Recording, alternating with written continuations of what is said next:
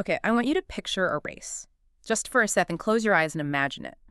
For the last, 70 years, basically since the ink dried on the treaties ending World War II, the entire planet has been running this single, exhausting, relentless marathon. Mm. And we've got this giant leaderboard up in the sky, right? Yeah. Visible to everyone. And at the top of that leaderboard, in big, bold letters, it says, development.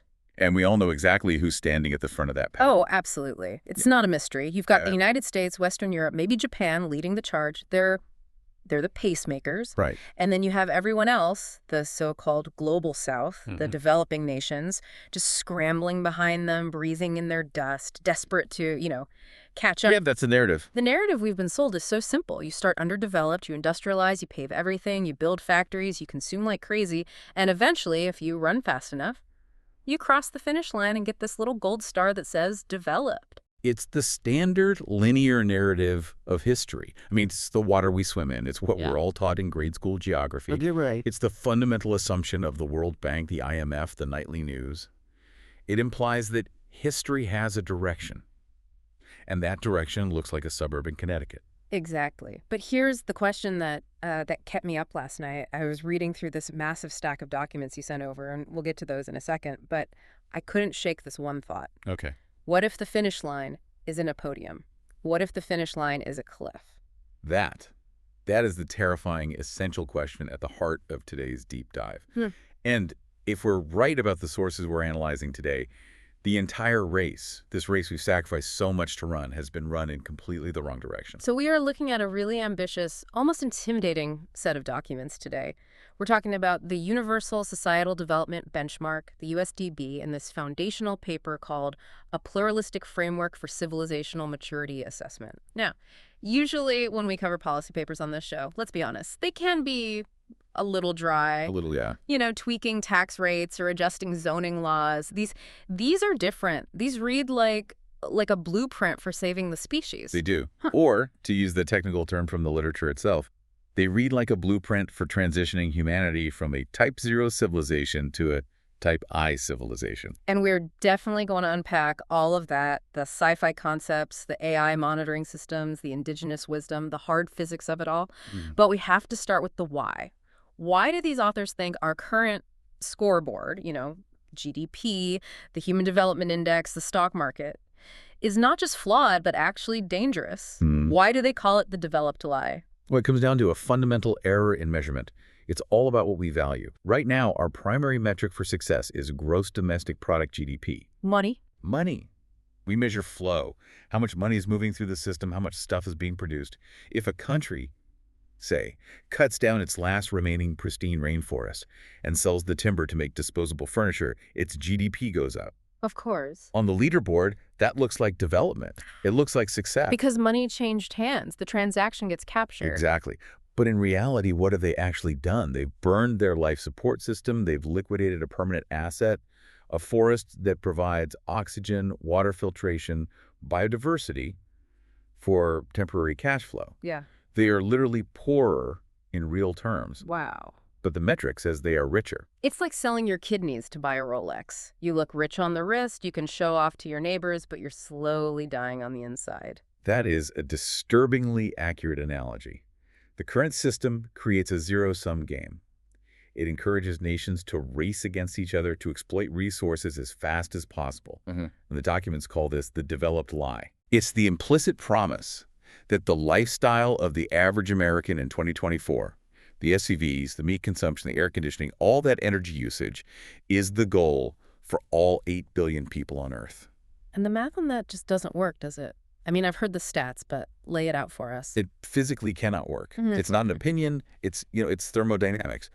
If everyone on the planet lived like the average American, we would need 5 Earths to sustain the resource demand. Right. 5 planets worth of atmosphere to absorb the carbon. We only have 1. So the aha proposition of this new framework is radical because it's so simple. Stop comparing countries to each other. Stop asking, is Kenya catching up to the U.S.? And start asking what then? What's the new question? Start asking, is this society meeting the needs of its people without destroying the biosphere? It shifts the focus from ranking, where someone has to be first and someone last, to a benchmark against reality itself. Against physics and ethics, those are the new yardsticks, not money. Precisely. The Yeah. absolute measure, not a relative one. So let's get into the architecture of this thing because it's fascinating. They don't use a ladder. They use a dashboard. And they break it down into 4 distinct layers. I really want to walk through these carefully because they completely flip the script on who's actually winning at civilization. They do. If we use this scorecard, the world map looks very, very different. Let's do it. It's a complete inversion of the status quo. Okay, so layer A, the ceiling. That sounds ominous, like something is pressing down on us. It should sound ominous because it is. This is the planetary boundaries layer. This is in economics. This is in politics. This is hard Earth system science. Okay. Scientists like Johann Rockstrom and his team have identified 9 critical systems that keep our planet habitable. We're talking about climate change, obviously. That's the big one we all know. Sure. But it also includes biodiversity integrity, land system change, freshwater use, ocean acidification, the nitrogen cycle. So these are the guardrails of the planet, the operating limits. Right. Think of it like the red line on a tachometer in a car. Yeah. You can push the engine past the red line for a few seconds, maybe, but if you keep it there, the engine blows. Right. Catastrophic failure. Exactly. Yeah. If we crash through these planetary boundaries, the stability of the Holocene, that's the geological era that allowed humans to invent agriculture and build cities, it collapses. Wow. Now, here's where it gets really uncomfortable for the Western world. If you judge countries solely on layer Aeon, staying within the ecological ceiling, who are the underdeveloped nations? Well, if we're talking about carbon footprints and plastic waste and resource extraction, I mean, it's us, it's the US, it's Europe, it's the wealthy nations. Exactly. The United States is massively overshooting on climate, on material footprint, on phosphorus loading. In this framework, you cannot call a civilization mature if it is eating its own life support system.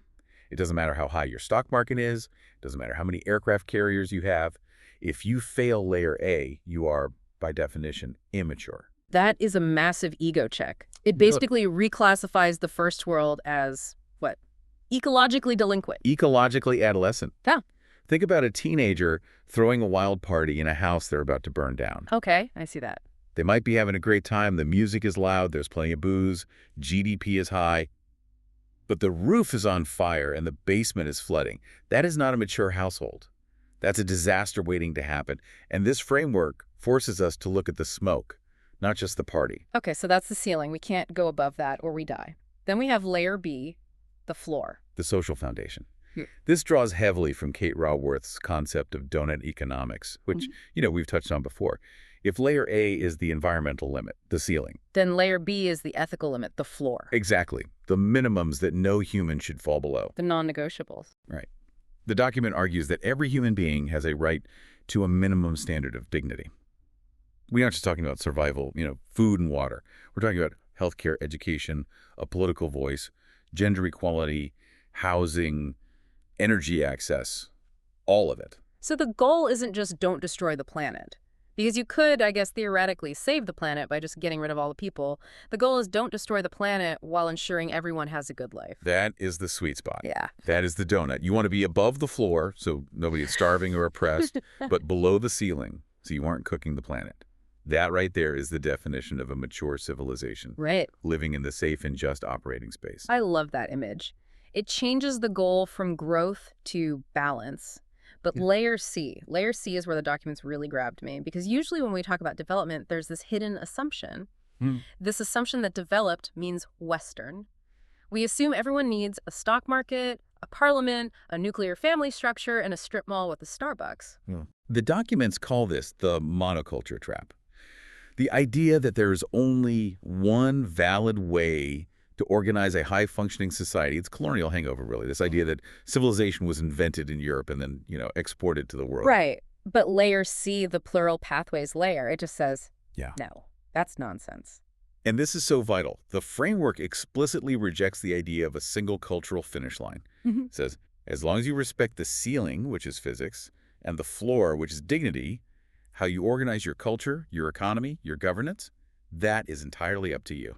The documents list these reference families, which I thought was so cool. It's like a menu of civilization styles. It just shatters that monolithic idea of the West being the only option. Can we dig into a few of these? Absolutely. It really opens up the imagination. For instance, they highlight buen vivir. This comes from the Andes, right? From Ecuador and Bolivia. Yes. In an indigenous Andean philosophy, buen vivir, or sumakase in Quechua, it prioritizes harmony with nature and community over accumulation. It's not about having more. It's about living well. In a buen vivir framework, nature isn't a resource to be exploited. Nature has rights. It's a subject of the law. In Ecuador's constitution, nature Pachamama actually has legal standing. Which is a total paradigm shift for a Western legal mind. I mean, usually law is about property. This is saying the river owns itself. Completely. And under the USDB, a society operating on buen vivir principles might score incredibly high on layer A because they aren't destroying the ecosystem, and high on layer B if everyone is fed and housed through their communal structures. They don't need a high GDP to be developed. Then there's Ubuntu from Southern Africa. I am because we are. It's a model based on intense community cohesion and interdependence. Your success isn't defined by your individual bank account, but by the health of your relationships. So in an Ubuntu-based society, loneliness, which is an epidemic in the West, would be seen as a failure of development. A huge failure of development, a systemic failure. That's profound. In the U.S., we see loneliness as a personal problem. Go to therapy. Ubuntu sees it as a systemic failure. Exactly. And they mention Islamic stewardship, using religious principles of khalifa or guardianship for environmental protection and social justice, or the Nordic model of high taxation and high equality. So the point is, under the current GDP system, a buen vivir society looks poor because they aren't buying a lot of plastic crap. They're not generating these massive commercial transactions. Right. They're invisible to that metric. But under the USDB framework, if their people are healthy and happy, that's the floor, and they aren't destroying the rainforest, the ceiling, they might actually score higher than the United States. That is the shift from ranking to benchmarking. It celebrates what they call coordinated diversity. We don't all have to be the same. We just have to play by the rules of the planet. And diversity is resilience. It is. A monoculture crop is incredibly vulnerable to disease. A monoculture civilization is vulnerable to collapse. We need different ways of living to see what actually works best. Which leads us to layer D, the meta capacities. Now, this sounded like corporate speak at first, synergistic competencies. But when I dug in, it's actually the most sci-fi part of the framework. It's the future-proofing layer. The other layers measure where you are now. Layer D asks, do you have the capacity to handle tomorrow?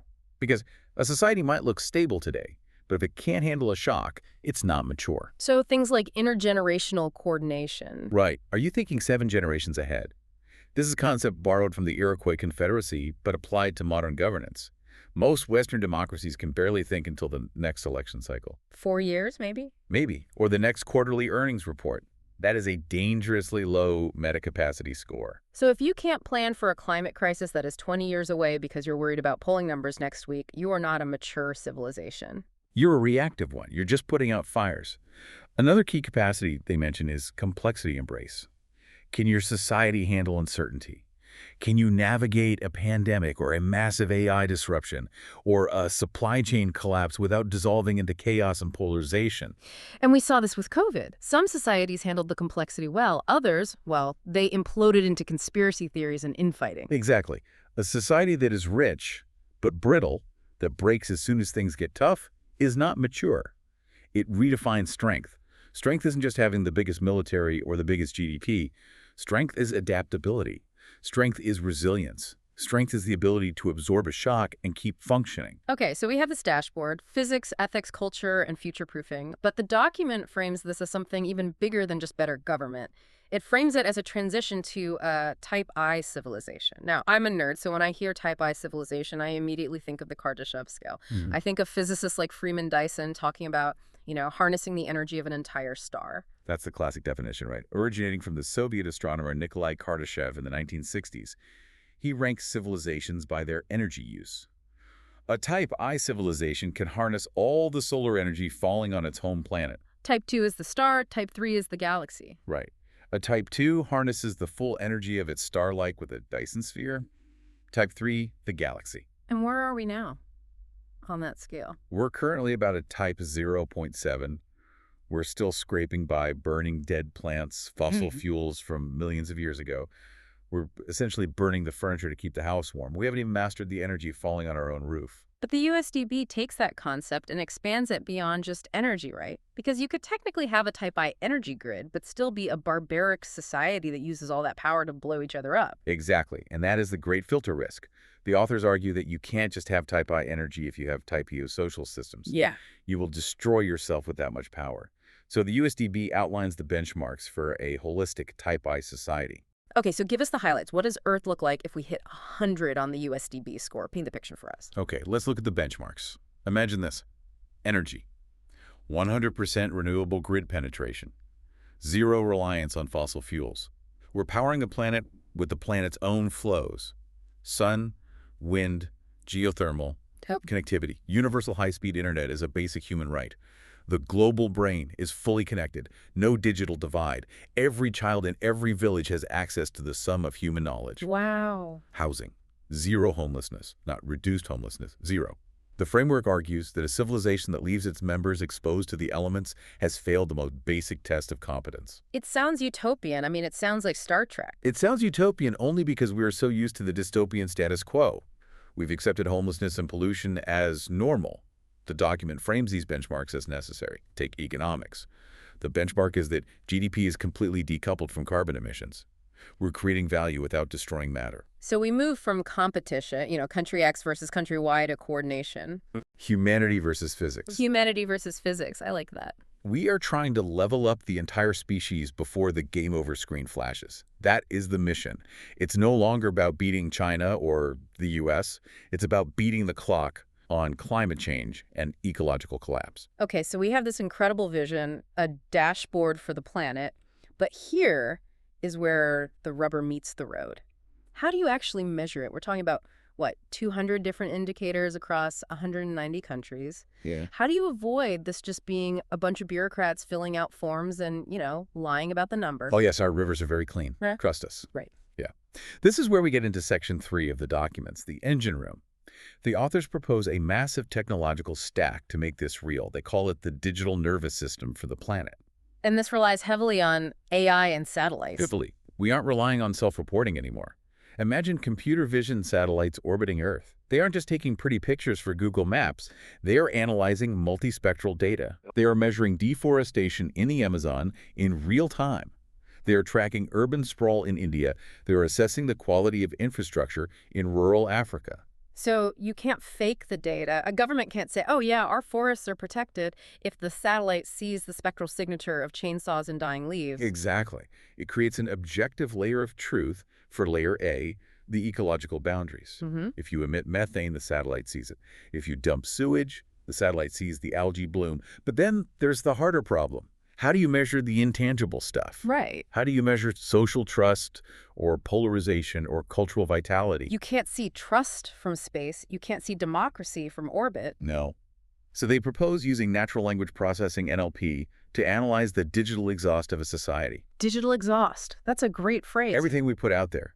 Analyzing millions of news articles, social media posts, government documents, legal rulings. The AI isn't, reading your DMs to see if you're cheating on your spouse. That's not the goal. It's looking at macro patterns. So sentiment analysis on a civilizational scale. Right. Is the public discourse getting more hateful? Is it getting more cooperative? Are people expressing hopelessness or agency? Is the language used in the media becoming more polarized?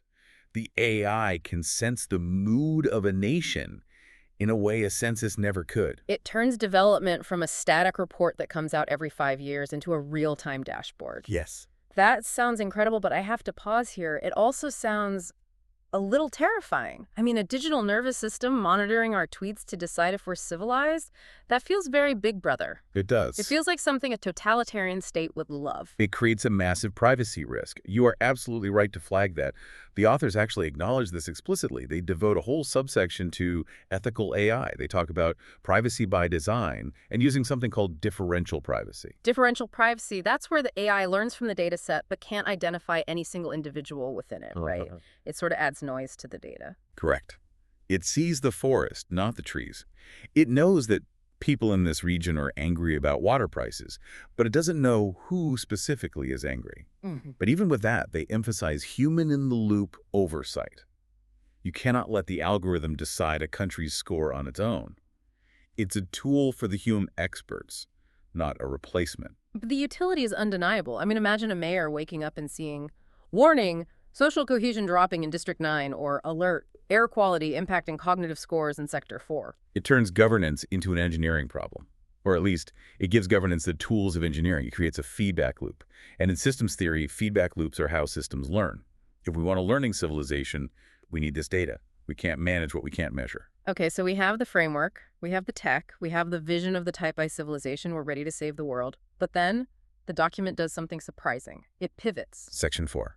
The critical critique. After, 100,000 words of building this perfect system, the authors admit there is a massive glaring hole in it. The Type Zero Human Paradox. This hit me hard. It stops being about policy and starts being about philosophy. The question they ask is, are we trying to build a Type I civilization with Type 0 humans? It's the Frankenstein problem. We have godlike technology, we have AI, nuclear power, genetic editing. Those are Type I technologies. They have planetary impact. But our brains are still running software from the Pleistocene era. We are tribal. We are short-term thinkers. We are driven by ego, status, and fear of the other. Exactly. Our hardware, our biology, it evolved for small hunter-gatherer groups of like 150 people. It did not evolve for planetary stewardship. And the framework admits that it measures infrastructure beautifully. It measures governance reasonably well. But it largely misses consciousness. It misses inner development. The document lists these missing dimensions, things like teleological purpose. Right. Why do we want to survive? What is the point of a Type civilization? Is it just to have faster internet and longer lives? If we are just distinct biological units consuming resources more efficiently, have we really advanced? Or have we just built a cleaner cage? A cleaner cage, yeah. The framework asks, where is the meaning? And they talk about trauma. This felt very relevant to where we are today. Oh, this is huge. Collective trauma, historical injustices, wars, genocides, colonization. You can't just pave over that with a universal benchmark.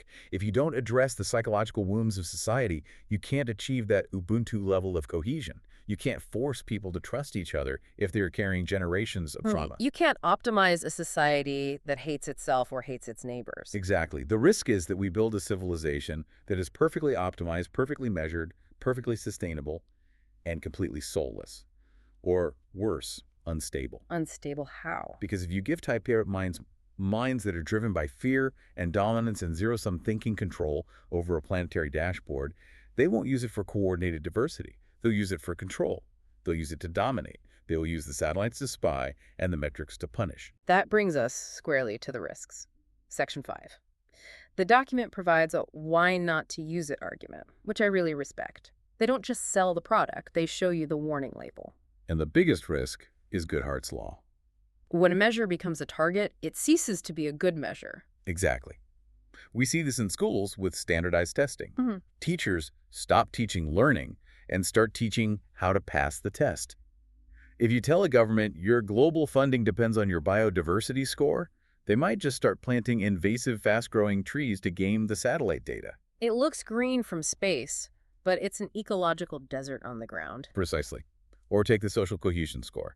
If a government wants to improve that, they could just arrest everyone who complains. Suddenly, the sentiment analysis looks very unified because all the dissenting voices are in jail. That is the tyranny of optimization. You could optimize a society so much that you squeeze out all the messiness, the spontaneity, the weirdness that makes life worth living. A perfectly efficient city might be a terrible place to be an artist. Or a terrible place to be human. We are messy creatures. We shouldn't try to engineer that out of existence. And there is also the risk of political weaponization. Who controls the dashboard? That is the ultimate question of power. If the US or China or the EU controls the algorithm, they could tweak the weights to make their enemies look underdeveloped and themselves look mature. It becomes a new form of colonialism, data colonialism. We tell you what the standards are, and surprise, surprise, we meet them, and you don't. Which is why the implementation plan in the document is so specific about governance. They propose an independent council to oversee the USDB, and this is the fascinating part. It requires indigenous veto power. I saw that. Not just consultation, not just, we'll listen to your concerns, veto power. That is radical. It's a radical recognition of competence. Think about it. Indigenous knowledge systems have managed layer A, the ecological ceiling, successfully for thousands of years. They're the only ones with a proven track record of sustainability. They are the experts on civilizational maturity regarding the environment. So the logic is, the people who live here sustainably for 10,000 years might know something the guys in Silicon Valley don't. Exactly. If the high-tech solution violates the core principles of the land, the Indigenous Council can say no. It's the ultimate check and balance against that Type Zero hubris. It forces the high-tech future to respect the deep-time wisdom of the past. It bridges the gap between the satellite and the soil. So how do we actually do this? I mean, they aren't suggesting we flip a switch tomorrow and the whole world runs on the USDB. No, the recommendation is proceed with extreme caution. They suggest a phased rollout. Start with a pilot of maybe 6 to 8 countries, diverse countries, maybe a Costa Rica, a New Zealand, a Bhutan, maybe a Nordic country. So you test the sensors, test the governance, see if the data actually helps people live better lives. It's an experiment. It's a planetary experiment. It has to be. Because the alternative, staying on our current path, measuring success by how fast we can burn down the planet, is a suicide pact. The USDB might be flawed, it might be risky, but it's an attempt to grab the steering wheel before we go over that cliff. And that's the thing about transitions. They are messy. We are moving from one era of civilization to another, from the industrial age of extraction to, hopefully, the ecological age of restoration. We don't have the map yet. This document is a first draft of the map. So let's bring this home. What does this mean for the person listening right now? We've talked about satellites and policy frameworks and civilizational maturity, but what's the takeaway for us individually? I don't have a satellite in my backyard. I think it's a call to shift your own internal scorecard. We are all programmed with that developed narrative. We judge our own lives by more. More money, bigger house, faster car. That's the Type O mindset. That is the mindset of accumulation. And the Type I mindset is better. It's integrated. It's asking, am I living within my boundaries? Am I contributing to the social floor of my community? Am I cultivating my own meta capacities, my ability to think long-term, to handle complexity, to be resilient? It turns the lens inward. If we want a Type I civilization, we need to become Type I individuals. The framework is just a tool. It's a compass, not the terrain. It points north. But we have to walk the path. And that work isn't done by satellites. It's done by us. It's done in our choices, our conversations, our politics. It's done by deciding that enough is a better goal than more. That is the provocative thought I want to leave everyone with. You look at the world and it feels chaotic. It feels like we are regressing. But maybe that's because we are in the middle of a transition. We are adolescents kicking and screaming, trying to figure out how to be adults. And this framework is just a suggestion for what adulthood might look like. A mature civilization. One that knows its limits, respects its people, and has the wisdom to look ahead. I don't know about you, but that's a future I'd like to sign up for. Count me in. Thanks for diving deep with us today. This is heavy stuff, but it's the good kind of heavy. It's the kind that grounds you. Absolutely. Until next time, keep asking the hard questions. And maybe check your own dashboard. See you on the next Deep Dive.